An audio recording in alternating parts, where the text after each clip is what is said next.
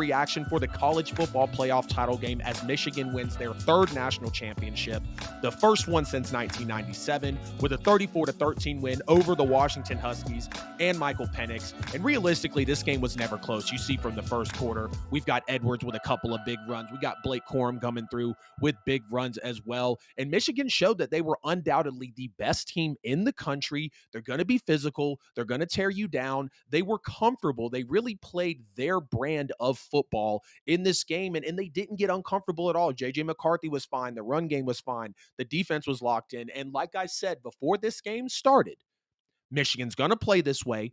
They were even more physical than they were in the Alabama game.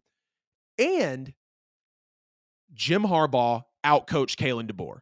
And I saw that coming. Jim Harbaugh's done this. We know he's successful in the NFL. Now he caps it off with Michigan, with the college football playoff national championship. The last 3 years, just to show Jim Harbaugh's resume, 40-3 overall. He's 26-1 in the Big Ten, 3 straight Big Ten titles, 3 straight college football playoff berths, and he's now 3-0 versus Ohio State and now a college football playoff national champion. And you got to give some credit to Washington as well, as much as they tried to do to bring this game closer and make it better than it actually did look on the scoreboard. And unfortunately on Monday night in the championship, their first 17 plays, speaking of Michigan here, 235 yards, 17 points. And then you look at the next 17 plays for Michigan, 77 yards and only 3 points. So Washington knew they had to turn it around from that first quarter where they were getting absolutely gashed in the run game. 305 total rushing yards out here from the Washington Huskies. And again, you could just see it in the first quarter. I was talking to some of my buddies as we were watching the game, messaging. I was like, it's going to be a very long night for Washington if they don't control this run, figure out how to stop this Jim Harbaugh style of football, and stop Edwards, stop Blake Corum. And you even see Michigan getting a little cocky as well, calling some run plays for J.J. McCarthy. McCarthy had a gorgeous run with about 5 minutes to go in the third quarter. They turn around, give him another designed run as well. Again, 305 rushing yards. They bring out their dual threat quarterback. I can't remember his name off the top of my head, but he comes in. They have some design runs for him. And it was kind of funny, right? It was like Jim called John and said, hey, I need some of those Lamar Jackson plays that you got because I got a guy over here that can kind of replicate his run style. Not saying that guy was Lamar Jackson. And y'all are going to roast me in the comments for not knowing his name, but I know the type of impact he had when Jim Harbaugh and Michigan called on him. There's a lot of talk about Michael Penix in this game as well, but I mean, straight up, Michael Penix was under pressure. He was inaccurate on big time throws. This is what happens when you play the best team and the best defense in the nation. And you see the overthrow to Rome Odunze as well. That really could have changed a lot. You saw Michael Penix being under pressure, missing reads. He made a few of those critical reads in this game, it could have snagged some momentum for Washington, but that was the problem. Washington never fully was able to tap in once they went down 14-3 and then 17-3. It just wasn't possible. They were on their heels. They were tired already. They knew that Edwards and Corum and that defense were going to give them hell all night, and that is exactly why Michigan was able to win their third national championship in their first one since 1997. And I told you guys, Blake Corum, he said last year there was unfinished business. He said it as soon as he got that trophy and kissed it. Business finished. And I love that. I respect that. I appreciate that, knowing that he could have went to the league with the Blake Corum that he was last year and of previous years. Still had 25 rushing touchdowns this year as well. And I told you guys that Mike Sainristil as well, whenever a play needs to be made, Jim Harbaugh said it. Sainristil came out there, had the second interception on Michael Penix. I honestly thought he was going to take it to the house, and that was just really gonna put the cap on the game. Not that it wasn't already decided before that, but nonetheless, you see Sainristil coming in and just making that play and really harboring it all for Michigan right there. And we knew that was the ball game. I said they were going to be difference makers, and they undoubtedly were. Hats off to Michigan. In this season, they beat Ohio State, they beat Penn State, they beat Alabama, and they beat Washington all in the national championship. And you see they have to go through Ohio State, Bama, and Washington, their 3 toughest games of the year, back to back to back. And Jim Harbaugh and J.J. McCarthy and everybody in Blue Nation cannot be happier about how this game played out. Just a few more takeaways here before I want to talk about what people are kind of saying about Michael Penix now that things are, going the way that they have after the national championship.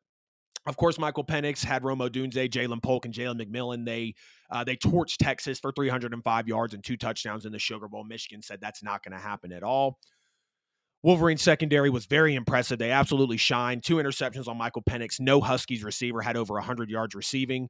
In the first half, Washington had 0 completions of over 20 yards, which is the first time that it happened to the Huskies in 2 seasons. And you see JJ McCarthy, even when you turn around and look at Michigan's side of the ball as well. JJ McCarthy threw two pick sixes against TCU last year, which proved to really be that difference maker when they ended up losing in the semifinals. JJ McCarthy was 10 for 14, 140 yards, no risky throws, didn't risk turning the ball over, just had a couple of scrambles, and Michigan was able to run away with this football game. He had a 22-yard scramble on a 3rd and 8 to keep the drive alive, and I believe that was the run that I was mentioning earlier. You got to give credit to Washington's defense again. Like I said, 235 yards and 17 points on the first 17 plays, and after that, 77 yards and 3 points on the following 17 plays after that. Michigan, 84 yards for a touchdown. Then they followed it up with 10 points in their next 2 possessions. After they scored on the first 3 drives, it kind of looked like the national championship was going to be over again quickly by halftime, just like we disappointingly saw last year in the national championship. The Huskies didn't allow any of Michigan's next 7 drives after that to go beyond 41 yards. Unfortunately, it was too late for Washington in this one. And this was actually, I wanted the game to be better. I wanted Washington to win, but I knew Michigan was going to. They've been more tested. They have more experience. Jim Harbaugh over Kalen DeBoer.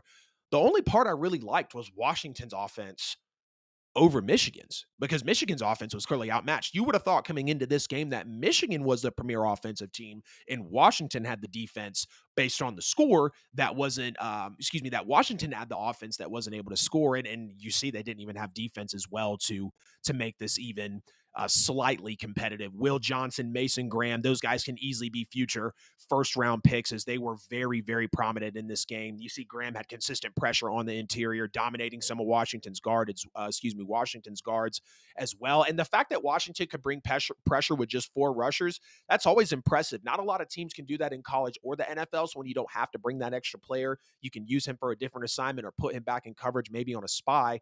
That's 1,000,000% going to help. This was a game where Washington was averaging 350 yards a game, and the 2 guys that I just mentioned held him to 255 yards on 51 attempts, 2 interceptions, of course, on Michael Penix as well, and he was not very accurate in this game. Now, some people, are going on, I want to hit this point as well before we actually get into it. So after surrendering 174 yards on the ground in the opening quarter, 174 rushing yards, Washington only allowed 129 over the last 3 quarters and held Michigan without a touchdown for almost 3 straight quarters, a lot like we saw Alabama have to make Michigan get it together in the end of the game, except Michigan was able to pull it together in some very key moments. And obviously, Washington wasn't able to hold up to the task. And even an interesting part I saw, because I saw Michigan kind of, fall back after they were rushing the ball very well, again, almost 200 yards rushing in the first quarter. In the first 17 minutes, they had 3 runs of 40 or more yards. Then all of a sudden, it just seemed like Michigan couldn't move the ball. 7 of their next 13 offensive plays had JJ McCarthy taking care of the ball. And that was a little confusing there, because they were very prominent on the ground. I mean, they probably could have had 225 rushing in the first quarter, or not even in the first quarter, but, got into 305 yards a lot quicker if they hadn't necessarily went away from their game plan. The Wolverines kind of let the Huskies hang around in this game just a little longer than they should have. Of course, they won it by 21 going away. No question about that. But nonetheless, it felt like Michigan maybe could have cleaned it up a little more to put it away earlier, but I'm not going to rag on them with a 21-point victory here. I'm not going to talk about John Harbaugh going to the NFL until episode 61 on Friday, but I do want to mention how people saying Michael Penix isn't as good as I thought he was. Michael Penix played the best team in the nation and the best defense in the nation with maybe the best coach in college football, and by default,